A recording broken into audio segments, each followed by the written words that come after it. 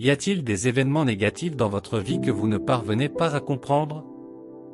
Ces expériences vous ont-elles mis dans un état de confusion parce que vous croyez que Dieu a un but pour votre vie, mais vous vous battez constamment dans des batailles dont vous ne semblez pas comprendre les origines? Cela pourrait être une attaque spirituelle pour vous empêcher d'accomplir la mission de votre vie. Assurez-vous de regarder cette vidéo jusqu'à la fin, je vais partager avec vous 7 signes avant-coureurs importants d'une attaque spirituelle. La partie la plus intrigante est que cette attaque est particulière aux élus. À la fin de cette vidéo, vous comprendrez clairement ce qui se passe et comment arrêter de telles attaques. Nous dirons également quelques prières puissantes. Mais avant de continuer, si vous n'êtes pas abonné à cette chaîne, veuillez cliquer sur la cloche de notification. Dieu choisit souvent des individus spécifiques pour réaliser son dessein sur terre, mais ce privilège ne signifie pas une vie sans problème. Au contraire, ce ne sera pas une promenade de santé. Donc, si vous êtes un élu, vous êtes sujet aux attaques spirituelles. Premièrement, qu'est-ce qu'une attaque spirituelle dans ce contexte? Les attaques spirituelles sont diverses activités mises en place pour entraver ce que Dieu veut faire de votre vie et finalement faire dérailler votre destin. Ces attaques viennent d'un ennemi, le diable. Il est le cerveau de l'oppression que vous subissez. Il s'oppose à ce que vous accomplissiez le programme de Dieu, il ferait donc tout pour s'assurer que vous deveniez limité et découragé. Une chose qu'il essaie de faire est de garder les gens qui subissent ces attaques inconscients de son interférence. Il maintient votre esprit dans le domaine naturel en vous faisant penser que les circonstances ou les personnes sont la cause de vos problèmes. Vous devez savoir que la vie est plus spirituelle que physique parce que le domaine naturel ou physique n'est qu'une arène de manifestation de ce qui se passe dans le domaine spirituel. Cela signifie également que les choses n'arrivent pas par hasard. Lorsque vous subissez une attaque spirituelle, le diable s'efforce de détourner votre attention de lui afin que vous soyez incapable de riposter. Si vous ne savez pas que le diable est le véritable ennemi, comment pouvez-vous vous défendre contre lui?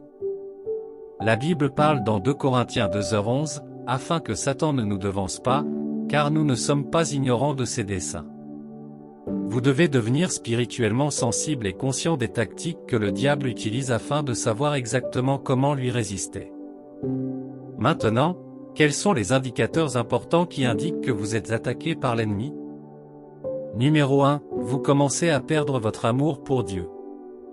La première chose que le diable aime harceler est votre relation avec Dieu. Il essaie de vous couper de tout ce qui fait de Dieu une priorité dans votre vie. Votre passion pour Dieu prouve votre désir d'être toujours en sa présence, et le diable déteste cela. Alors, que fait-il? Il vous fera progressivement perdre l'intérêt pour la prière et l'étude de la Bible. Vous ne trouverez plus de joie à faire les choses qui renforcent votre intimité avec Dieu. Des activités comme écouter des messages, des podcasts chrétiens et des chants de louanges qui stimulent votre esprit deviennent soudainement une lutte. Si vous remarquez également que vous n'êtes plus enthousiaste à l'égard des choses spirituelles ou que vous ne participez plus aux activités de l'Église comme avant, vous devez faire attention. L'ennemi fera en sorte que les activités mondaines soient votre seule préoccupation afin de pouvoir entraver votre marche avec Dieu. Si les choses que vous faites dans votre temps de communion avec Dieu vous ennuient maintenant, cela montre que vous êtes déconnecté de lui. Vous devez faire attention. Numéro 2, le doute s'installe. Une attaque spirituelle peut se présenter comme une attaque contre votre esprit. L'ennemi peut remplir votre esprit de doute. Vous commencez à perdre confiance en Dieu et en tout ce que sa parole dit de vous et même à remettre en question les promesses qu'il vous a faites dans le passé. Vous pouvez également commencer à douter de l'existence de Dieu et de sa capacité à vous aider face aux défis. Le diable vous incite également à avoir une mauvaise opinion de vous-même. Vous ne doutez pas seulement de Dieu, vous devenez également confus quant à ce que vous croyez pouvoir faire. Soudain, vous ne vous sentez plus capable d'accomplir une tâche donnée. Il peut même vous faire douter que Dieu vous écoute lorsque vous parlez. Tous ces complots visent à vous amener à avoir des pensées négatives. Lorsque vous prenez l'habitude d'imaginer le pire de vous-même, vous donnez peu à peu accès à l'esprit de peur. Ce que le diable veut faire, c'est vous faire perdre la paix et finalement perdre la foi. Les pensées négatives vous font perdre la foi en Dieu, et sans la foi, vous ne pouvez pas recevoir ce que Dieu a pour vous. Numéro 3, les difficultés. L'ennemi cherche toujours des moyens d'attaquer votre carrière, votre famille et vos relations. La plupart du temps, vous traversez des périodes où les choses ne fonctionnent pas, même après avoir été sûr d'être en phase avec la volonté de Dieu. Si vous observez trop de circonstances négatives dans votre vie, telles que des difficultés financières, des accidents, des catastrophes imprévues sur votre propriété ou même des expériences de mort imminente, quelque chose d'étrange se produit. Il y a aussi des moments où toutes les portes semblent fermées devant vous. Vous pouvez avoir beaucoup de gens autour de vous lorsque vous traversez des moments difficiles et pourtant vous ne pouvez pas obtenir d'aide d'aucun d'entre eux. Les personnes qui vous aident habituellement peuvent même vous expliquer pourquoi elles ne peuvent plus vous aider. Si vous continuez à vous retrouver dans de telles impasses et à faire face à des pénuries financières, vous devez être vigilant. C'est une attaque destinée à vous amener à un point où vous ne vous inquiétez que et ne vous concentrez pas sur Dieu. Numéro 4, la tentation devient plus intense. Le dictionnaire définit la tentation comme une sorte de pression appliquée à la pensée d'une personne, visant à créer les mauvaises émotions qui mènent finalement à de mauvaises actions. Une chose que l'ennemi déteste est votre relation croissante avec Dieu. Il comprend que vous découvrirez votre identité en Dieu si vous continuez à approfondir votre amour pour lui, ce qui met le diable en danger. Le diable sait aussi que Dieu déteste le péché, et tant que vous êtes en règle avec Dieu, vous êtes une menace pour son royaume. Cela oblige l'ennemi à continuer à vous apporter des tentations jusqu'à ce que vous succombiez et fassiez du péché un style de vie. Par conséquent, vous vous éloignez de Dieu et vous passez à côté de son plan pour votre vie. 1 Pierre 5:8 dit, « Soyez vigilants et sobres. » Votre ennemi, le diable, rôde comme un lion rugissant, cherchant qui dévorer. Il essaiera de vous faire pécher en vous proposant des offres financières alléchantes qu'il est presque difficile de refuser. Vous pourriez vous retrouver retenu par l'esprit de convoitise, et des pensées de péché sexuel pourraient commencer à traverser votre esprit de manière incontrôlable. Il pourrait même vous faire croire que ces pensées sont inoffensives, en vous disant que c'est juste dans votre esprit. Attention, lorsque le diable veut vous piéger, il ramène des cycles de dépendance que vous avez déjà surmontés. Vos anciens modes de vie deviennent soudain attrayants. Il commence à vous suggérer de mauvaises habitudes, vous conduisant dans des environnements et des contacts avec des personnes qui vous encouragent à déshonorer Dieu. Si vous remarquez la réapparition de telles personnes dans votre vie, en particulier celles que Dieu vous a demandé de couper, vous devez être vigilant et riposter dans la prière. Cette attaque est destinée à mettre en péril votre relation avec Dieu. Numéro 5, une attaque contre votre santé. La volonté de Dieu pour vous dans 3 Jean 1:2 est d'être en bonne santé et dans un état d'esprit sain. Dieu se soucie de votre bien-être physique, donc lorsque vous vous trouvez en proie à la maladie, vous pouvez être attaqué par le diable. Les maladies mortelles comme le cancer, les accidents vasculaires cérébraux, les maladies du foie, le diabète et d'autres afflictions étranges viennent du diable. Son but est de raccourcir votre vie afin que vous ne viviez pas assez longtemps pour accomplir le dessein de Dieu. Savez-vous que l'ennemi peut également affliger les gens de maladies démoniaques pour lesquelles les médecins n'ont aucun diagnostic? C'est une stratégie pour vous rendre physiquement inactif. Il veut aussi que vous gaspilliez vos ressources sur des choses qui n'ont pas d'importance. En tant qu'enfant de Dieu, vous avez le droit d'être en bonne santé grâce à Jésus, qui a enlevé toute maladie par son sacrifice sur la croix. Vous devez marcher en intégrité parce que vous avez été guéri par ses blessures. Donc, si vous souffrez actuellement d'un dysfonctionnement de votre santé, faites attention. Numéro 6, incapacité à surmonter la culpabilité des erreurs passées. Vous pourriez avoir certains événements dans votre vie qui vous rendent triste à cause de vos actions. Bien qu'il soit normal d'éprouver des remords, une fois que vous vous êtes excusé et que vous avez fait amende honorable, Dieu vous libère complètement de la culpabilité. Cela signifie que vous n'êtes plus lié à ce passé. Cependant, l'ennemi peut vous tromper en vous faisant croire que Dieu ne peut pas vous pardonner l'erreur que vous avez commise. Ce sentiment de condamnation peut vous faire sentir inadéquat. Souvent, vous pouvez croire que vous n'êtes pas à la hauteur. Mais sachez que c'est un piège. Si le diable ne cesse de vous rappeler que vous n'êtes pas digne d'amour ou de quoi que ce soit de bon à cause de la gravité de vos erreurs, alors votre esprit est attaqué. Il joue avec votre esprit de cette façon pour vous maintenir dans la condamnation et la honte. Jésus a payé le prix ultime pour votre salut, couvrant vos erreurs passées et futures. L'ennemi veut garder votre esprit dans une cage afin que vous ne puissiez pas croire ou accepter ce que Dieu dit de vous. Lorsqu'il y parvient, vous vous retenez de réclamer les promesses de Dieu pour votre vie en raison de sentiments d'indignité. Vous commencerez à excuser vos revers, vos rejets et vos limites comme une punition de Dieu. Si c'est votre réalité maintenant, c'est un signe qu'il y a une attaque spirituelle sur votre esprit. Numéro 7, vous devenez confus et frustré dans votre vie. Au fur et à mesure que vous avancez dans le plan de Dieu pour votre vie, l'ennemi organise des obstacles pour arrêter votre progression. Vous pouvez atteindre un point où votre esprit devient embrumé et accablé, vous conduisant à la confusion quant à la direction que Dieu donne à votre vie. C'est exactement ce que le diable veut. Lorsque vous commencez à devenir incertain et à reconsidérer les instructions claires de Dieu, c'est un plan pour vous ralentir ou vous épuiser.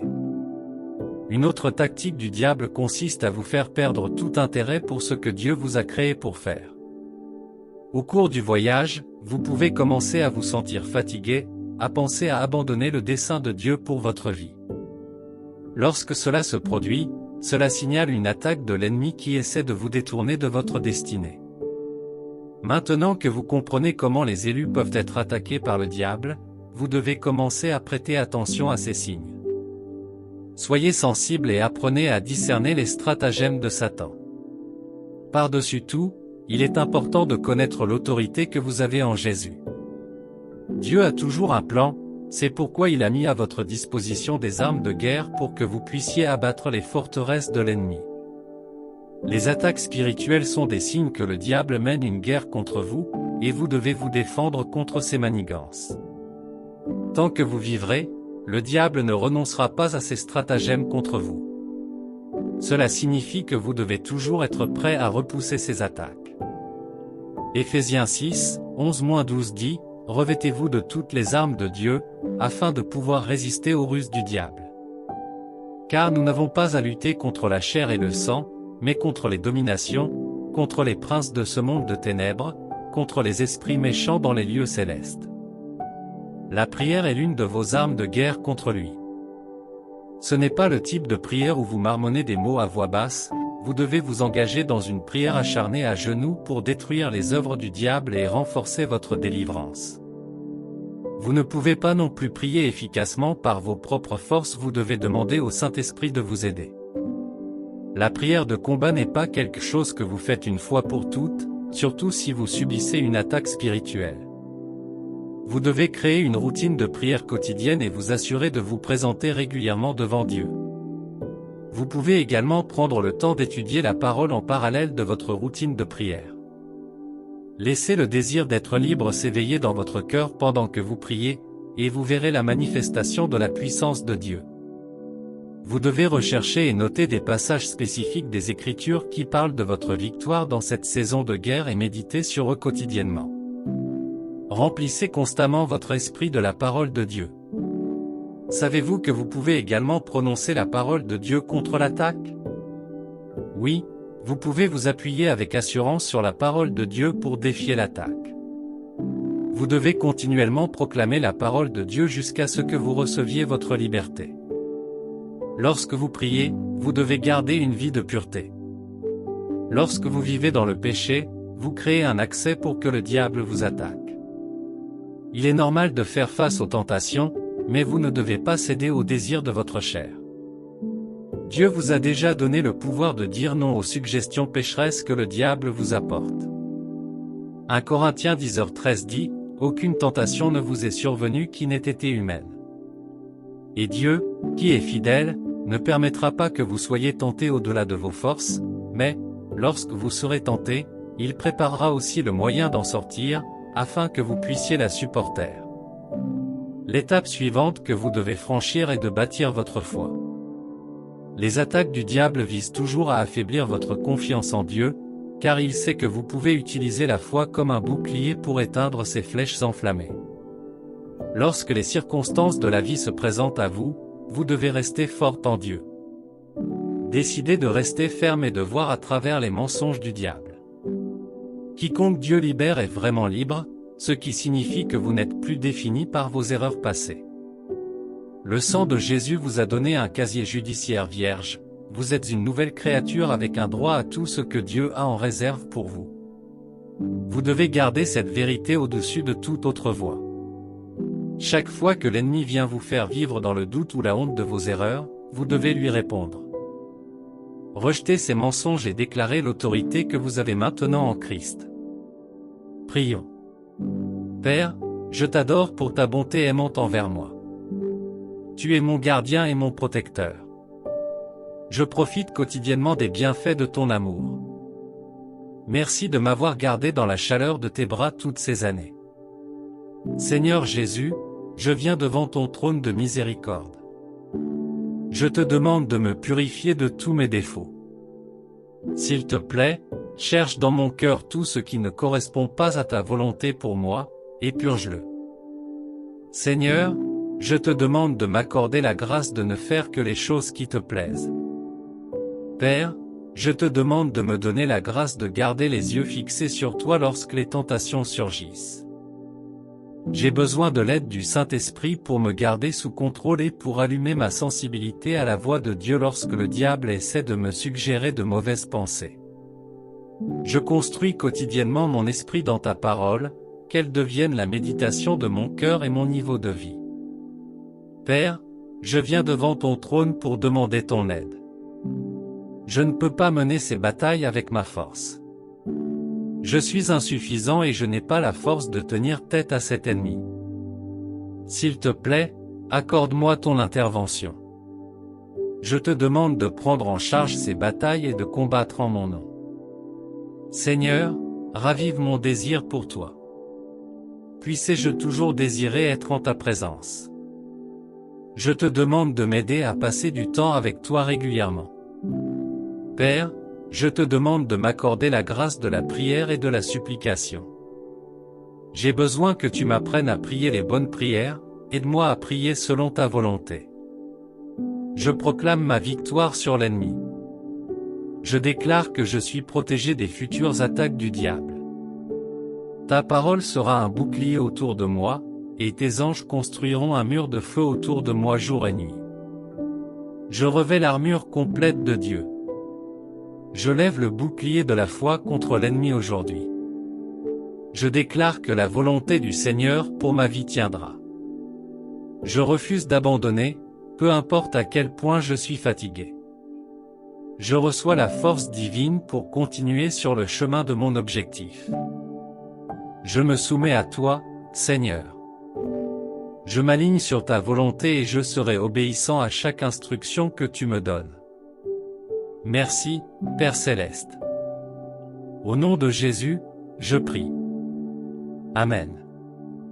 Si ce message vous a béni, n'hésitez pas à aimer, à laisser un commentaire et à vous abonner.